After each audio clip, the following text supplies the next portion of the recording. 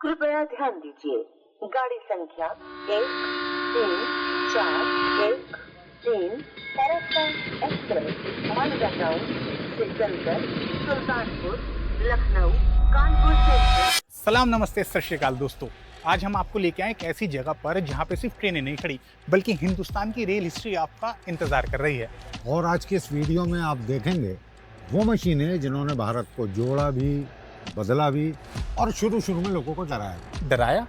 ट्रेनों से कौन डरता था पापा? ये तो आपको बाद में बताएंगे। सबसे पहले जानेंगे कि भारत में पहली ट्रेन कब चली, कैसे चली और अंग्रेज इसे लेकर क्यों आए थे। अच्छा। और इस वीडियो में हम ये भी समझने की कोशिश करेंगे कि कैसे रेलवे ने पूरे देश को एक ही टाइम में बांध कर रख दिया। और हम ये भी जानेंगे कि भागता इंजन काम कैसे करता है। अच्छा।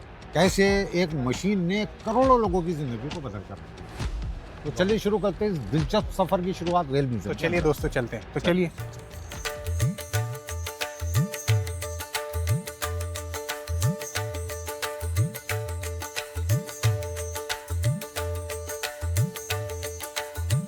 ये टिकट घर है और हमने टिकट ले लिया। अब मैं आपको बता देता हूँ उसकी जो टिकट का प्राइस है, और जो ओपनिंग डेज होते हैं वो बता दूँ। मंडे के दिन ये बंद रहता है और ट्यूसडे से लेकर संडे तक ये ओपन रहता है। वीक डेज में ये बच्चों के लिए टिकट है 10 रुपये और बड़ों का है 50 रुपये। पूरी ये रेट लिस्ट यहाँ पे लिखी है। और वीकेंड्स पे और सरकारी छुट्टियों पे यानी सैटरडे, संडे और नेशनल हॉलीडेज पे टिकट हो जाता है बड़ों का 100 रुपये और बच्चों का 20 रुपये।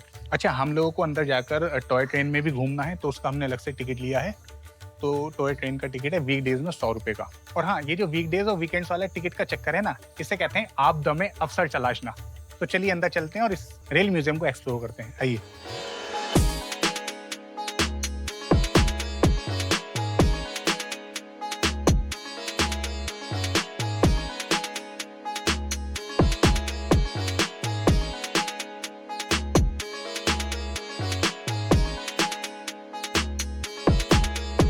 रेलवे म्यूजियम के अंदर आते ही जो मुझे सबसे पहली चीज़ दोस्तों दिखी है वो दिखा है ये रेल इंजन, जिसका नंबर है MTR नंबर 2। और आपको बता दूं कि ये कराची पोर्ट ट्रस्ट के लिए इस्तेमाल के लिए बनाया गया था 1910 में। और ये काफ़ी अमेजिंग बात है, यानी आज से करीब 110 साल पहले। आपको बता दूं ये ब्रिटिश कंपनी ने बनाया था, उसका नाम था डिक्केर एंड कंपनी। तो ये बड़ी ही मज़ेदार चीज़ हमने अभी घुसते ही एक्सप्लोर करी है इस म्यूजियम के अंदर। और चलिए अंदर चलते हैं और न जाने क्या क्या चीज़ें हमें देखने को मिलेंगी। आइए एक्सप्लोर करते हैं।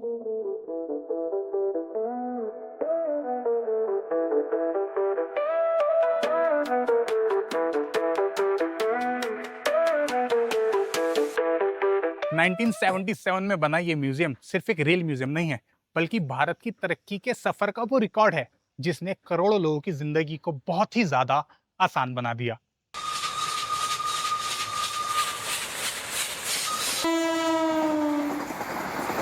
दोस्तों, भारत में पहली ट्रेन सन 1853 में चली थी। जी हाँ, 1853, यानी जब भारत में ईस्ट इंडिया कंपनी का शासन था, यानी अंग्रेजों के वक्त। और अंग्रेज इसे हमारे फायदे के लिए नहीं लाए थे, अपने फायदे के लिए लाए थे। यानी हमारा फायदा तो बाय प्रोडक्ट हो गया। तुम्हारी भी जय जय, हमारी भी जय जय। बिल्कुल जी। उनका मकसद तो जरूरत पड़ने पर सेना की तेज आवाजाही और गेहूं, कपास, चावल वगैरह को बंदरगाहों तक पहुंचाना, यानी माल ढुलाई को आसान बनाना था। लेकिन पहली बार जब पैसेंजर ट्रेन चलाई गई तो लोगों को फायदा हुआ। भारत में पहली पैसेंजर ट्रेन मुंबई से ठाणे के बीच चली थी, तो लोग कम समय और कम वक्त में लंबी दूरियां तय करने लगे थे। पापा, मैं सोच रहा हूँ अभी कभी हमें मौका मिला तो हम भी मुंबई की लोकल ट्रेन में जरूर सफर करेंगे और अपने व्यूअर्स को भी उसका एक अलग मजा उसको एक्सप्लोर करके बताएंगे। बिल्कुल। और हाँ, अगर आप में से कोई महाराष्ट्र से हमारी ये वीडियो देख रहा है और वो लोकल ट्रेन में सफर कर चुका है तो हमें कमेंट करके जरूर बताइएगा। ये मैसूर, जो कि आज के कर्नाटका में मौजूद है, उसके राज्य का एक पर्सनल सैलून हुआ करता था। सैलून यानी वो बैठक, जब वो ट्रेवल करते थे तो अपनी फैमिली के साथ इसमें बैठा करते थे। और आपको बता दूं कि इसकी जो बनाया गया था, इसका जो निर्माण हुआ था 1899 में हुआ था और उस वक्त के 29,500 रुपए में। इस ट्रेन में 3 डिब्बे थे, एक रानी के लिए, एक किचन वाला और एक ये सैलून। ये डिब्बा लकड़ी का बना है लेकिन नीचे स्टील का फ्रेम है, यानी मीटर और ब्रॉड गेज जो उस वक्त के अंदर अलग अलग पटरियों के साइज होते थे उस पर चलाया जा सकता था ताकि राजा को परेशानी ना हो। आप जो मेरे बगल में एक कोच इंजन देख रहे हैं, ये 1923 में बनाया गया था और 1970 तक इसने अपनी सर्विस दी ने, यानी इसे इस्तेमाल किया गया था। और उस दौर में इसे बनाने का जो खर्चा आया था सिर्फ और सिर्फ 49,785 के लगभग, अप्रोक्स 50,000 रुपए का उस टाइम में खर्चा आया था। इसके अलावा और मैं आपको ये बात बताऊं कि ये जो बना था ये बना था अजमेर की वर्कशॉप के अंदर। ये 55 टन का 440 लोकोमोटिव भारत का एक अकेला जॉय गेयर्स वाला लोकोमोटिव इंजन था। इस इंजन की और एक खास बात थी, इसके अंदर जो सिलेंडर थे वो अंदर की तरफ लगे हुए थे, जो कि उस दौर में बहुत कम पाए जाते थे। तो चलिए अभी और चीजें एक्सप्लोर करते हैं, आपको दिखाते हैं। हमने आपको मैसूर के राजा का एक शाही डिब्बा दिखाया था, अब हम आपको दिखा रहे हैं बड़ौदा के राजा गायकवाड़ का एक शाही डिब्बा। आपको बता दें ये 1886 में बॉम्बे, बड़ौदा और सेंट्रल रेलवे के परेल वर्कशॉप में बनाया गया था। यानी एक तरीके से गायकवाड़ के राजा का एक शाही डिब्बा था। आपको बता दें कि महाराजा के इस्तेमाल के बाद इस डब्बे को भारतीय रेलवे ने भी इस्तेमाल किया था, जिसे नंबर दिया गया था ERB 20। इस सैलून की सबसे खास बात यह है कि इसमें कुल 6 पहिए हैं। बीच वाला हिस्सा फिक्स रहता है, जबकि आगे और पीछे के पहिए ट्रैक के मोड़ के हिसाब से घूम सकते हैं, जिससे ट्रेन आसानी से मुड़ सके। इस डब्बे की सबसे खास बात यह है कि इसके पहियों में वैक्यूम और हाथ से रोकने वाले ब्रेक सिस्टम लगे हुए हैं, जो कि उस दौर के हिसाब से काफी एडवांस सिस्टम माना जाता था।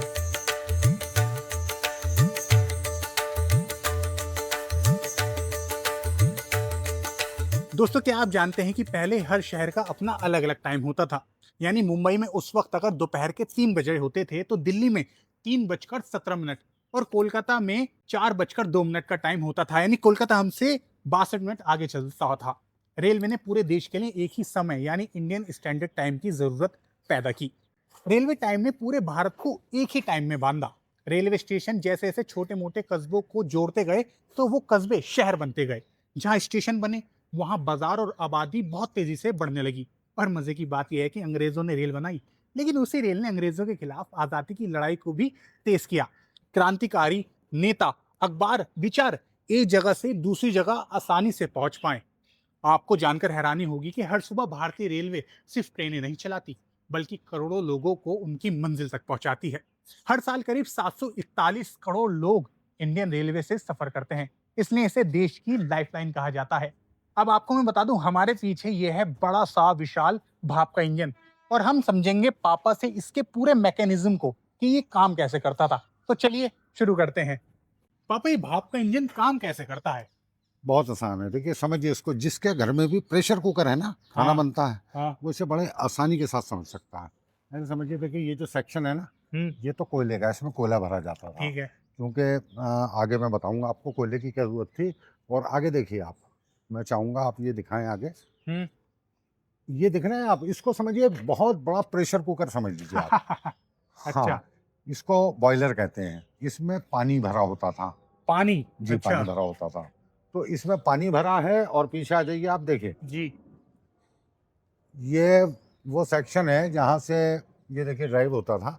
हाँ। तो पीछे से कोयला लेके, और मैं चाहूंगा ये दिखाइए, अंदर भट्टी है। ये भट्टी का मुंह दिख रहा होगा, दिखाइए जरा आप, ये दिख रहा है भट्टी का मुंह।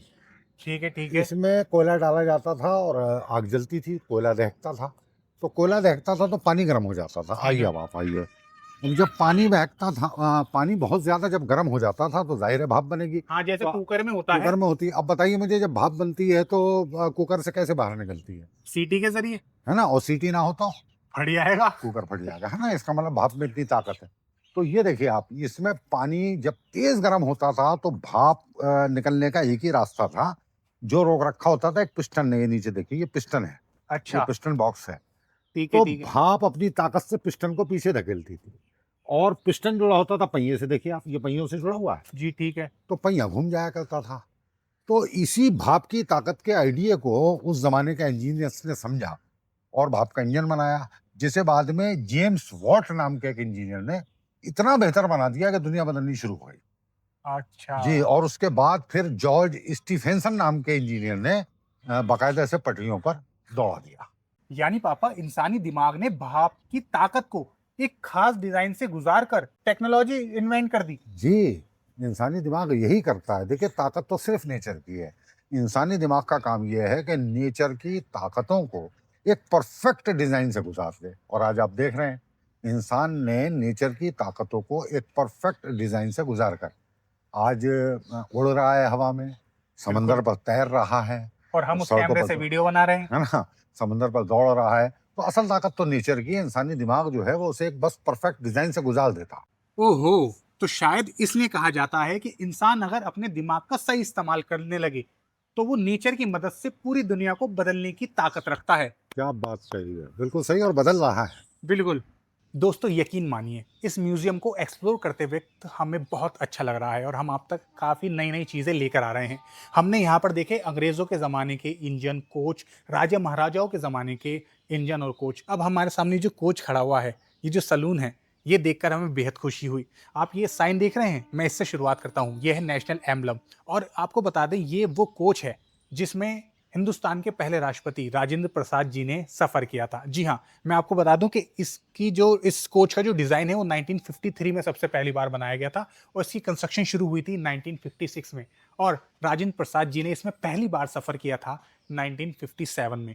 आपको बता दें इस पूरे ट्रेन में सिर्फ 2 ही सेट हैं, सिर्फ 2 ही कोच हैं, 9001 और 9002, जिसे मिलाकर एक पूरी ये ट्रेन बनती है। इस कोच के अंदर हर तरह की सुविधा यानी फैसिलिटी दी गई थी, जैसे रहने के लिए कमरा, मीटिंग रूम, खाने पीने का इंतजाम, किचन, स्टाफ के लिए अलग जगह और यहाँ तक कि बाथरूम भी। यानी चलता फिरता ये घर था जिसमें राष्ट्रपति आराम से सफर कर सकें। आपको बताएं कि इसकी जो स्पीड उस दौर के हिसाब से 90 किलोमीटर प्रति घंटा हुआ करती थी, जो कि काफी ज्यादा मानी जाती थी। तो चलिए अभी आपको हम और चीजें एक्सप्लोर कराते हैं, आइए।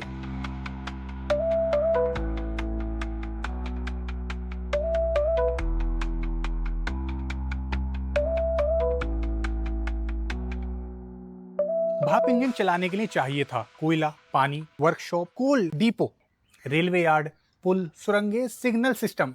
सिर्फ इंजन बना लेना काफी नहीं था, उसको जिंदा रखने के लिए चाहिए था पूरा नेटवर्क, इंफ्रास्ट्रक्चर खड़ा करना पड़ा। रेल आने से व्यापार तेज हुआ, शहर आपस में जुड़े, नौकरियां बढ़ी, खेती का माल दूर तक जाने लगा और ट्रैवल काफी सस्ता हो गया।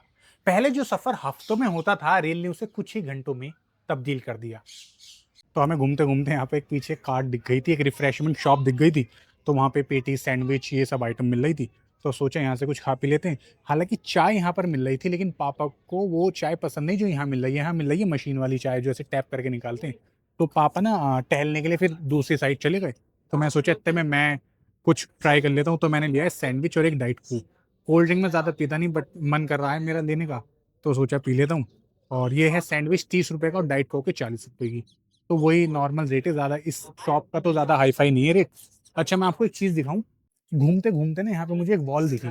ये बगल में ही ना एक म्यूजियम है, म्यूजियम के बगल में ही ये शॉप है। यहाँ पर मुझे एक चीज़ दिखी, आप ये देखिए, ये वॉल देखिए। ये 2006 में आमिर खान और काजोल की फिल्म आई थी फना, उसके अंदर एक गाना था सुभान अल्लाह, वो यहीं पर शूट हुआ था। तो मुझे एकदम से याद आया, मैंने सोचा ये चीज़ मैं आपके साथ शेयर करूं। बाकी यहाँ पे अनाउंसमेंट हो रही है उसकी, टॉय ट्रेन में जाने की, क्योंकि टॉय ट्रेन हर आधे घंटे में चलती है। तो चलिए चलते हैं।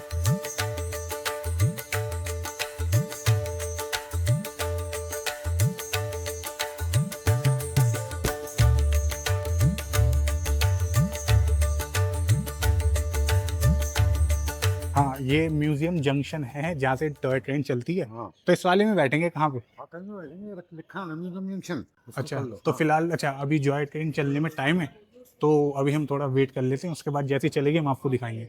आप हिंदुस्तान के किसी भी रेलवे स्टेशन पे जाएंगे, वहाँ पे आपको एक चीज़ कॉमन मिलेगी, जो स्टेशन का नाम होगा उस बोर्ड पे एक चीज़ आपको लिखी हुई मिलेगी, समुद्र तल से ऊंचाई, हाइट फ्रॉम सी लेवल।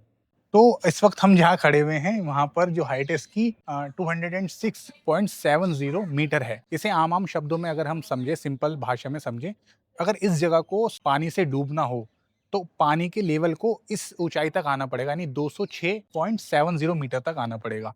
और जब पहाड़ों पे भी जो रेलवे स्टेशन होते हैं वहाँ पे किलोमीटर के हिसाब से हाइट होती है। तो ये चीज़ें हैं यहाँ पर। और अभी हम लोग जाएंगे जॉय ट्रेन के अंदर और हम वहाँ पे आपको उसका सफ़र दिखाएंगे, उसकी जर्नी दिखाएंगे। दोस्तों जॉय ट्रेन में हम लोग बैठ चुके हैं और ये स्टार्ट भी हो गई। एक अपना अलग इसका मजा है, छोटी सी ट्रेन है और ये सब हमारे को जो कोच है, इंजन है, सब हमारे राइट और लेफ्ट में दिख रहे होंगे। एक मजेदार है। और आपको मैं बता दूं हिंदुस्तान के कुछ हिस्सों में अभी भी ये ट्रेन चलती है, जिसमें से सबसे पहले है तमिलनाडु के, कौन सी जगह थी वो? हाँ लेकिन तो ध्यान रखिए ये तो टॉय ट्रेन है। हाँ। जो ओरिजिनल भाप से चलने वाली, भाप के इंजन से चलने हाँ, वाली हाँ, ट्रेन हाँ, है, तो वो तमिलनाडु के नीलगिरी माउंटेन एरिया है। माउंटेन, और पश्चिम बंगाल के दार्जिलिंग में चलती वो भी है। माउंटेन। यानी भाप वाली जो ट्रेन है वो अभी इन 2 जगहों पे चल रही है। आपने देखा होगा रणबीर कपूर की फिल्म आई थी बर्फी, तो उसके अंदर वो ट्रेन दिखाई गई थी। लेकिन बड़ा अपना मजेदार सीन है, हल्की हल्की सी हिल रही है ट्रेन और जा रहे हैं, बड़ा मजेदार सीन है। देखिए और भी लोग बैठे हुए हैं और इसका मैं आपको टिकट बता दूं, 100 रुपए का इसका टिकट था, जो इसका प्राइस था वीक डेज के अंदर।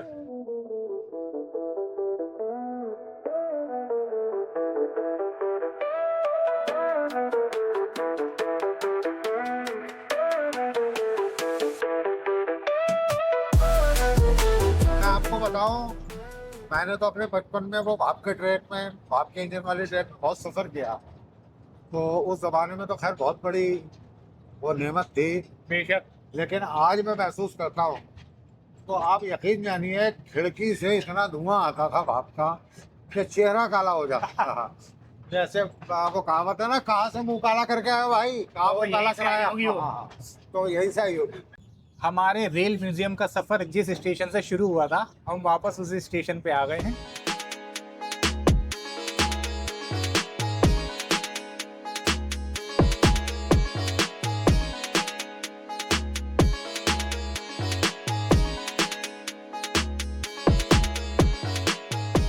पापा, आपने स्टार्टिंग में बताया था जब ये भाप वाले इंजन शुरुआत में आए थे तो लोग इससे काफी डर जाते थे, तो ये बात मुझे समझ में नहीं आई थी। देखिए, डर तो था और बहुत डर था। अच्छा। और उस डर की वजह थी इसके ताल्लुक से फैली हुई अफवाहें। पहले तो आप तसव्वुर कीजिए, इतना जबरदस्त ये इंजन हाँ, जिस वक्त नया नया आया होगा, सच में भयानक भाई। आवाज, धुआं निकलता हुआ, धड़धड़ाता हुआ, तो डरना तो यार बड़ा नेचुरल सा था ना, ये तो मान सकता हूँ। है ना। तो फिर अफवाहें उड़ गई कि यार ये तो बड़ी खतरनाक चीज है, इसकी आवाज से तो जानवर मर जाएंगे, और इसके धुएं से खेत बर्बाद हो जाएंगे, इंसान की रफ्तार बिगड़ जाएगी, इंसान के जिस्म पर बहुत बुरा असर पड़ेगा, वगैरह वगैरह वगैरह। तो लोगों में डर बहुत ज्यादा पैदा हो गया। यानी लोग इसको भूत समझने लगे थे। नहीं, भूत तो नहीं समझ रहे होंगे आप, ज्यादा ये कह सकते हैं कि किसी भी नई चीज की जानकारी ना होने की वजह से पैदा होने वाला एक नेचुरल डर समझिए। हाँ, यानी किसी भी चीज के डर का रिलेशन उस चीज की नॉलेज का ना होना होता है। एग्जैक्टली, सही पकड़े हैं आप। दोस्तों, आप हमें कमेंट करके बताइए कि आपकी जिंदगी में ऐसा नया क्या था जिसको देखकर आप पहले डरे हो और बाद में आपने उसे एक्सेप्ट कर लिया हो। कृपया ध्यान दीजिए, गाड़ी संख्या